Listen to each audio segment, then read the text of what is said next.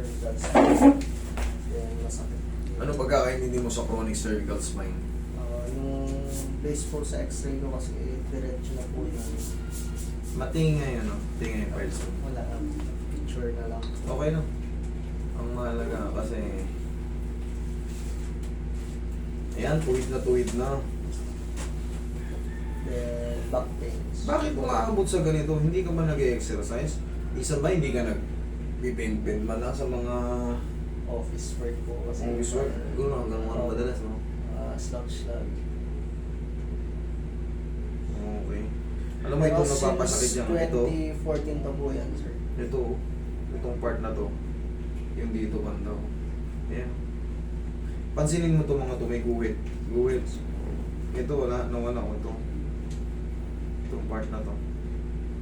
Umabot na rin po sa point na parang may kuryente na. Oh, magra-radiate sa ulo yan. So, Kaka-cellphone mo yan. Kita mo? May nakalagay pang ano. Mga ilang taon mo na yan dinaranas? 24. Yung sa condo po is 2014. 14? Ano na ngayon? 20? 10 years. Oh, 20. Then yung sa TMJD ko po, this year ko lang, though matagal na yung plaguing kaso ngayon ko lang alam na parang disorder. Temporomandibular joint disorder, TMJD. Ngayon, kailan ka nag-split? Naka-split kasi si Sir eh. Nung Monday ka lang? Monday nung January tapos ano. January. Around first quarter of the year. Ganito yan. Ngayon, pag tinanggal mo yung split, anong pakaramdam mo? Sumasakit siya? Eh, Ano? hindi naman po masakit pero pag talagang bubuka ko po, talagang may sakit. Ganun. Eh kahit naman naka-split ka eh. Ganon din. Oo nga po. Parehas pa rin po lang. Oh, ayun ang pinagkaiba nung may split na wala. Nung una po, parang nawala lang yung sa vertigo. Iba yun, separate yun sa vertigo. Kaya natin yung vertigo kahit wala kang TMJD. O kahit may TMJD ka, kaya natin yung vertigo. Ngayon, anong naging difference? Kung ano yung naging progress kung nag-ano ka, split. Wala po, sir. Parang yun lang po yung napansin kong difference. Pero yung sa pagbuka po, parang medyo wala po. Ganun pa rin. Ganun pa rin, wala wala nangyari. Tanggalin mo nga yung split mo. Kaya, ito. Sarap. Oh, okay lang din naman, ganun naman. Mas mahirap kasi kumain pag naka-split ka. Ngayon yung vertigo, kaya natin tanggalin yun kahit wala kang split. Kasi mahihirapan pagka kumain ka dyan ng ano, wala, hindi mo malalasahan ng masarap. Hindi ma-enjoy. Pag kumain ka ng steak, ganun din, babaklasin mo rin siya. Diba? Sayang lang. Kasi, yung kumbaga, pagka kaya naman i-avoid yung split, yan natin. Kasi hindi mo ma-enjoy yung pagkain mo talaga niya pag may ganyan ka. Ganun din, wala rin pala nangyari. Sana kung may nangyari. Kung may nangyari, mas maganda. Kasi ang vertigo, hiwalay yan. Hiwalay sa TMJD yan. Pero kung nang nararamdaman mo, sumasakit yung panga mo, tapos nagra-radiate dito, yan, connected yan. Pero pag vertigo, ang vertigo kasi iba, ano bang pakiramdam ng vertigo? Ang vertigo, ang pakiramdam ng vertigo, pag severe, ganito, una, pag severe magsimula tayo sa severe. Pag ginanyan mo yung sarili mo, nalulula ka, parang nakalingon ka ng gano'n, yung diwa mo palusunod pa lang. Ito naman yung common, basic. Pag humiga ka ng ganyan, parang gumagalo yung mundo mo. Kailangan isang position ka lang sa patagilid ka lang. Pero pag bumangon ka na at umupo ka, oy, nakakahilo. Pag bigla mong tinayo, malamang. Yun ang vertigo. Pero kung yung nagkakaroon ng irritation dito, pag sumasakit ulo mo, hindi vertigo yun. Ang vertigo, tandaan nyo, lula. Lula at hilo. Yan ang vertigo. Okay? Sa mata mo, anong grade yan? Okay lang naman yan. Pagka, hindi ka naman nahihilo pagka wala kang salamin. Meron kasi yan, May time po stigmatism. Pagka yan, may part ng pag tinanggal mo yung salamin mo matagal, ay hihilo. Pero pag binalik mo, okay na naman. Okay, tanggalin mo muna yan para maayos natin yung vertigo mo. Para makalaya ka kahit wala kang spleen. Tapos yung sa chronic cervical Ang tawag dyan is straighten and cervical eh. Kailangan na naman dyan. Ito, 10 years na rin yung sa leg niya eh. Ngayon, pag may natira, isa pang touch. Pero kung sana, kung wala nang matira, huwag na, ganun bumalik. Pero kung may matira, bumalik ka lang. Okay? Galing pa po ako sa Isabela. Galing ka pa Isabela, o kumusta ang Isabela, tinamaan kayo ng ano. Okay lang. Okay naman. Hindi masyado. Relax lang.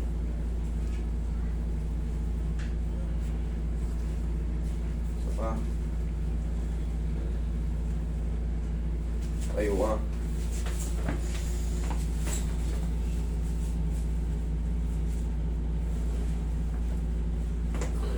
Kumpalin mo yung shoes mo, higa kang patagilid. Hindi ka naman nahihilo, walang salamin. Kaya mo naman tumagal. Huwag mo nang rin yan. Shoes lang.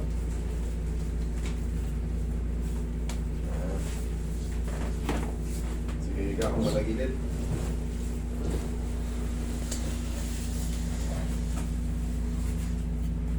Mamaya, huli na natin yung Diyo mo. Naano na natin itong ano mo. Kapawan mo. Kabilang side.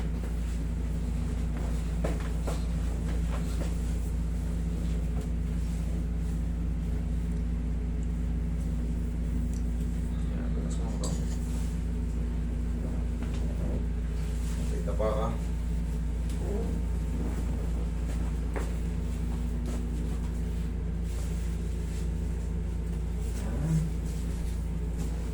Tanggal yung vertigo mo. Relax mo lang. Dagdag mo na katawa mo.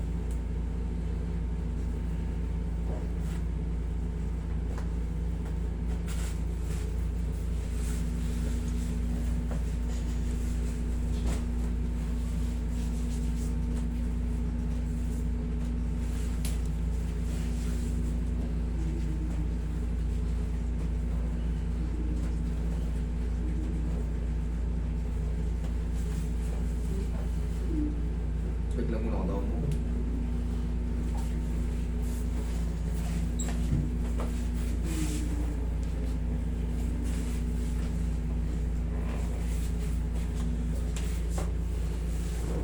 Mamaya i-adjust natin yung jaw niya.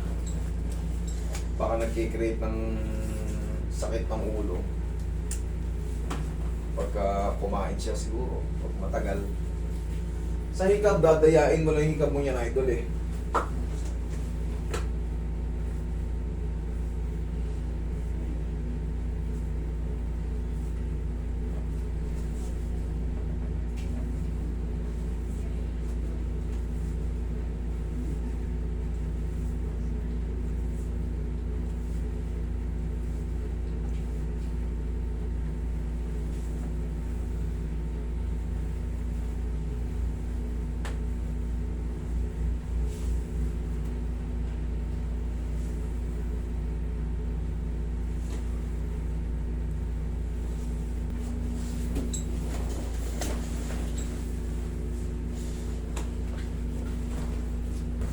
Kasi yun lang ako.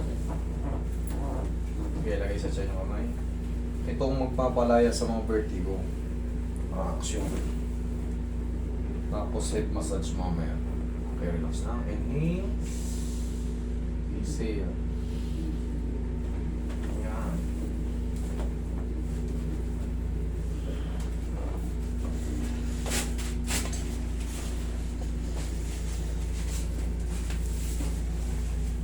Yan nga. Masakit siya, hindi naman. Hindi naman. Basta gumagalaw lang siya. Wala naman siyang masakit. Hindi naman. Sige, upo ka. Sige nga. Sarap. Sige nga. Nga. Dandan, sarap. Sarap. Yan.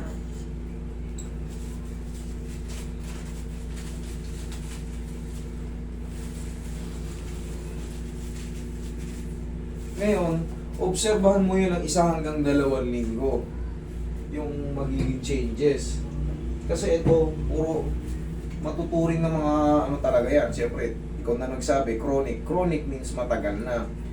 Ngayon, obserbahan mo yung feelings mo ngayon. Kasi, hindi yan kagad na ano eh, yung isang araw. obserbahan mo yun, yung mga lumilipas sa mga araw.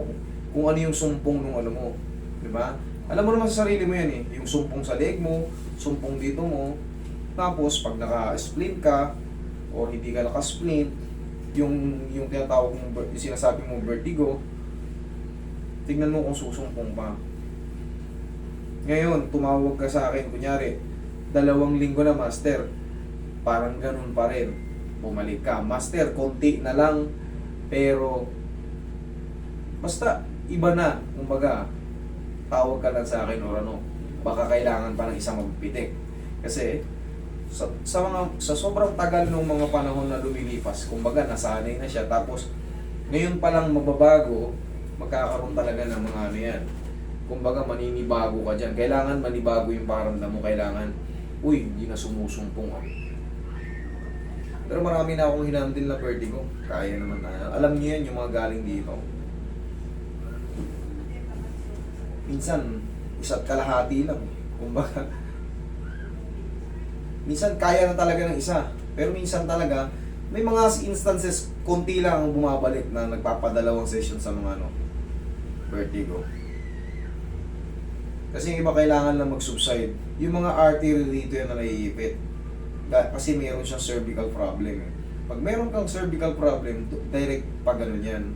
Ngayon, pag palagi kang siyempre, nangangawit yung dito mo, nagkakaroon ng compression dito, umaakit yan dito. Umaakit yan. Kaya yung mga blood circulation sa brain natin, parang delay. Sa tulong ng traction, madidecompress yung ano dyan. Tapos, 3 to 4 days, magsisimula na yung changes niyan kasi yung mga na-compress dyan, makakasingaw. Tapos, meron tayong tinatawag na healing process ng mga naipit. Yan. Tapos, syempre, hindi siya talaga overnight. Oobserbahan mo kung ano yung magiging changes no adjustment. Huwag ka lang maliligo, idol ah. Bawal pagbuhat-buhat ng mabibigat, sir. Walang problema sa pagbubuhat ng mabigat. Hindi naman lower back ang problem mo eh. Ang bawal lang sa inyo, sa may mga cervical problem, ito bawal sa inyo. Wait lang, tapusin ko itong massage nyo. Isa lang ang bawal sa inyo, pag magbubuhat kayo, or ano. Kunyari, yan, kumakain tayo. Tatandaan nyo to sa may mga neck problem. Kumakain tayo sa lamesa. Nalaglag ngayon yung kutsara natin. Madalas ko itong binibilin. Huwag nyo nga abutin yan na hindi kayo umalis sa upuan yung ganyan, oh. Yung hinahanap ng kamay nyo yung ano. Ang gawin nyo, bumaba kayo. Huwag nyong igaganin yung leg nyo. Kasi magkakaroon yan ng irritation. Maaaring mahilo kayo or maaaring sumakit yung kasi yung mga disc natin dito, bawal sila talagang ma-overcompress. Kaya ang exercise nyo dyan, yung iba talaga, yun talaga pinalalagutok yan, tsaka traction. Yun talagang sagot dyan. Para makalaya yung mga artery dito. Ngayon, gano'n ka? Gano'n ka? Pag ihikab ka, ganito, i-atras mo to. Yan, kahit malaki, walang sasakit yan. Kumbaga, malili. Yan kasi delikado na yan sa'yo. Kumbaga, malaking posibilidad na mag-lactyo ka. Pero paano ka makakaiwas? Basta kahit anong hikap nyo, basta ilubog nyo lang to. Ganun, no? Kahit lakihan nyo na bandang dulo, basta mas mababa to. Huwag kayong ihikap ng... Lalo pag antok na antok ka na, pigilin nyo, ganun yung palagi, oh. Sa laki, kahit lakihan nyo siya, basta nakatiin na to. Hindi yan Kaya ka. Sarap, wala namang masakit. Wala na. Oo. Hindi ka nahihilo. Dito. Okay.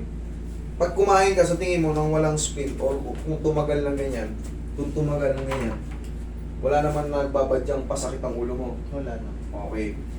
Idol, mga 2 weeks, obserba mo. Kung meron pa, di bumalik ka. Kung wala na, di enjoy life. Okay? Wala namang masakit ha? Wala na. Okay. Leg mo. Ayos naman. Okay na. Okay ah. Thank you.